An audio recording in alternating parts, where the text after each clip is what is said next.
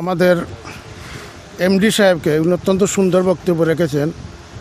আমরা আশা করি এবং দাবি রাখতে পারি বৃহত্তর সিলেটের মধ্যে অত্যন্ত ভালো এবং সুবিধাজনক বলাকা আবাসিক প্রকল্পের মতো আর কোনো প্রকল্প হয় নাই।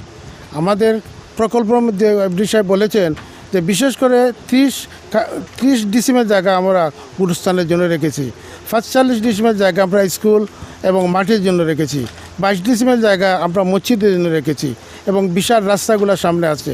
আমরা আশা করি আজকের মিটিংয়ের সার্থকতা আমরা ভবিষ্যতে দেখতে পারবো এবং যারা বিদেশে আছেন দয়া করে আমরা অনুরোধ করব আপনারা দয়া করে আপনাদের জায়গার বাউন্ডারি করেন এবং অতি সত্বর বাড়িঘর করেন এবং বলাকা আবাসিককে খুব তাড়াতাড়ি এটা সমৃদ্ধ আবাসিক হিসাবে পরিচালনা করেন, এটা আমরা আশা করব।